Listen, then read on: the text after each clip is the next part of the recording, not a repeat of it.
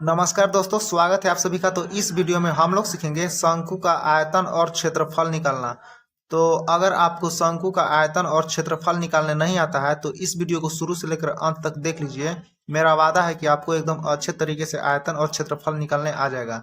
Board exam आने वाला है 2025 में, तो एग्जाम के लिए बहुत ही ज़्यादा महत्वपूर्ण है क्योंकि एग्जाम में प्रश्न पूछे जाते हैं। ठीक है, तो चलिए सबसे पहले हम इसका फॉर्मूला देख लेते हैं कि इसका सूत्र क्या होता है। उसके बाद हम लोग प्रश्न को हल करेंगे।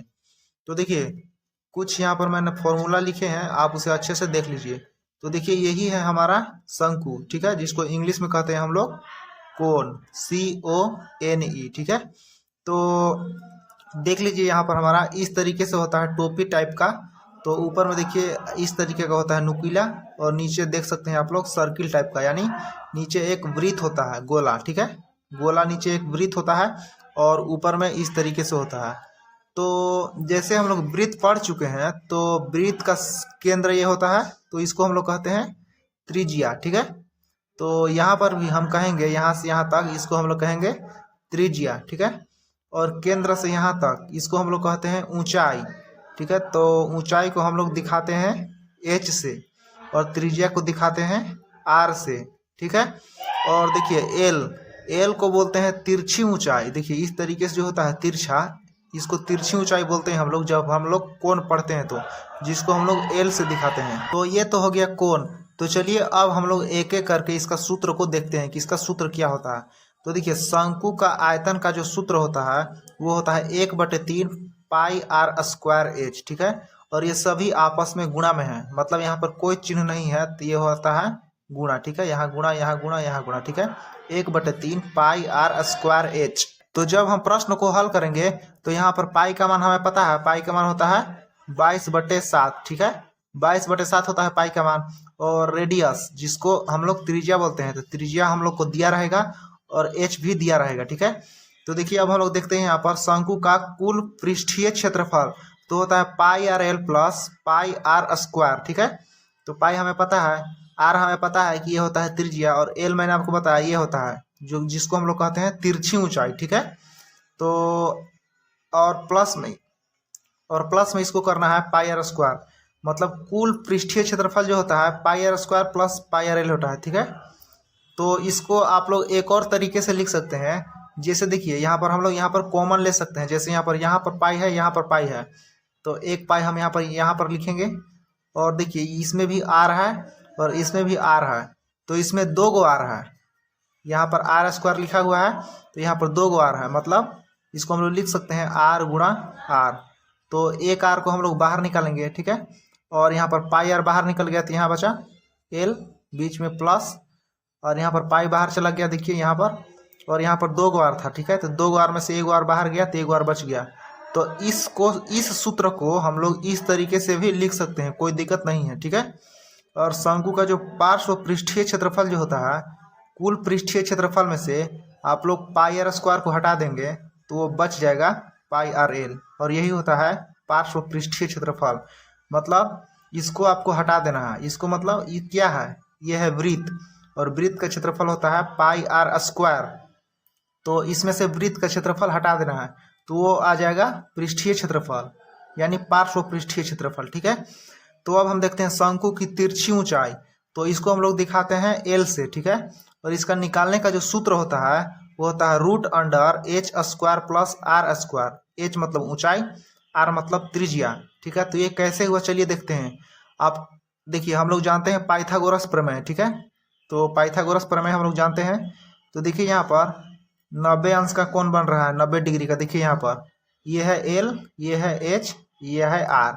इसको आप लोग देखेंगे ध्यान से यहाँ तक। ठीक है, तो पाइथागोरस प्रमेय क्या कहता है कि हाइपोटेनस यानी कर्ण का जो स्क्वायर है, देखिए 90 डिग्री के जो सामने वाला जो भुजा होता है इसको हम लोग कर्ण बोलते हैं। ठीक है, तो यहाँ पर ये जो हो जाएगा कर्ण हो जाएगा। तो वो कहता है कि सबसे लंबा भुजा का स्क्वायर, ठीक है, वो बराबर होता है बाकी बचे 2 भुजाओं के योग के बराबर। ठीक है, तो दोनों का भुजा कौन कौन बचा, एक आर बचा, एक एच बचा, तो दोनों का स्क्वायर करके हम लोग जोड़ देंगे। ठीक है, और सिर्फ हमें एल का मान निकालना है, तो स्क्वायर को हम लोग उस साइड भेज देंगे, तो ये चले जाएगा रूट में। ठीक है, तो यही आ जाएगा एल का मान निकालने का फॉर्मूला।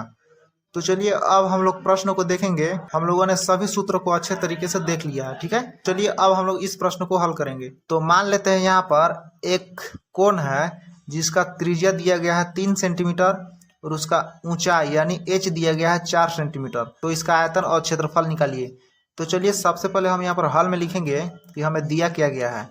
तो हमें दिया गया है यहाँ पर r यानी त्रिज्या जो कि है 3 सेंटीमीटर, ठीक है, और दिया गया है h जो कि है 4 सेंटीमीटर। तो अब यहाँ से हम निकाल लेंगे इसका आयतन, ठीक है।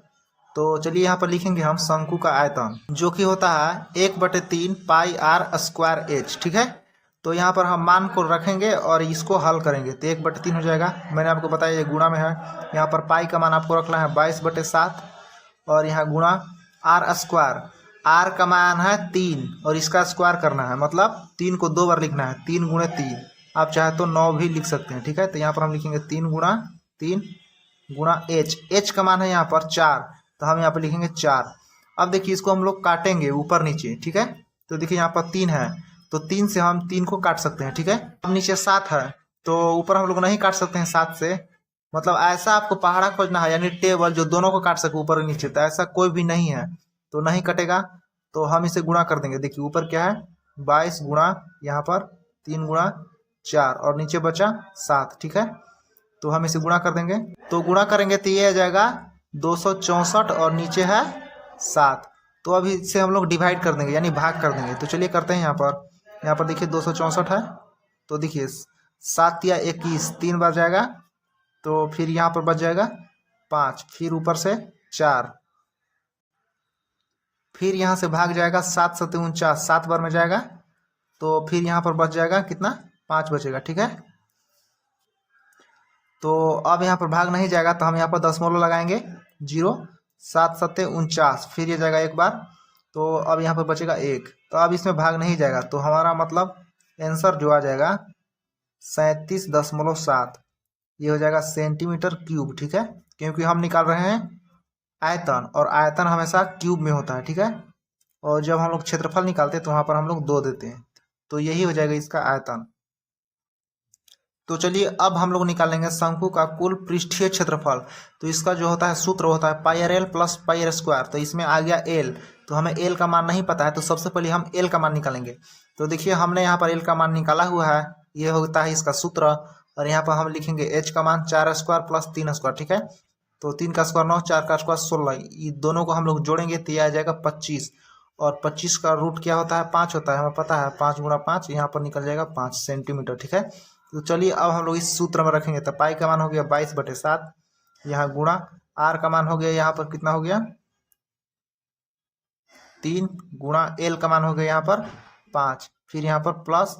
उसी प्रकार से हम यहाँ पर लिख देंगे मान, पाई का मान 22/7 और r² यानी 3 × 3। तो देखिए हम यहाँ पर कॉमन लेकर बनाएंगे क्योंकि कॉमन लेंगे तो ज़्यादा आसान पड़ेगा, ठीक है। तो 22/7 यहाँ पर कॉमन हो जाएगा, यहाँ पर भी था यहाँ पर भी था। तो देखिए यहाँ पर 3 है यहाँ पर 3 है तो एगो 3 आ जाएगा, ठीक है। और यहाँ बचा 5 प्लस यहाँ बचा एगो 3, ठीक है। तो इसे हम लोग गुणा करेंगे 22 × 3 तो ये हो जाएगा 66 × 7 और यहाँ हो जाएगा 5 और 3 8, ठीक है। तो अब हम लोग ऊपर में गुणा कर देंगे, उसके बाद 7 से हम लोग भाग करेंगे, ठीक है। तो ये आ जाएगा गुणा करने पर 528, ठीक है। तो हम इसे भाग कर देंगे तो ये आ जाएगा 75.4 सेंटीमीटर स्क्वायर, क्योंकि ये है क्षेत्रफल, ठीक है। तो चलिए अब हम लोग निकालेंगे शंकु का पार्श्व पृष्ठीय क्षेत्रफल जो कि होता है πr_l। तो यहाँ पर मान रखेंगे, पाई का मान रहेगा 22/7 गुणा r का मान है 3, l का मान है 5, ठीक है। तो चलिए हम यहाँ पर गुणा कर देंगे ऊपर से, ठीक है। 22 × 3 करेंगे तो ये हो जाएगा 66 गुणा, फिर यहाँ पर है 5, फिर नीचे 7 है तो यहाँ पर गुणा करेंगे तो ये आ जाएगा 330। तो जब हम इसमें भाग करेंगे तो ये आ जाएगा 47.1, ठीक है। ये रहेगा सेंटीमीटर स्क्वायर में, क्योंकि ये भी है एरिया यानी क्षेत्रफल। तो उम्मीद करते हैं आपको एकदम अच्छे से समझ में आ गया होगा। तो वीडियो को अपने दोस्तों के साथ जरूर शेयर करें ताकि उन्हें भी अच्छे से समझ में आ जाए। और इसी तरह के वीडियो देखने के लिए हमारे चैनल को सब्सक्राइब करें।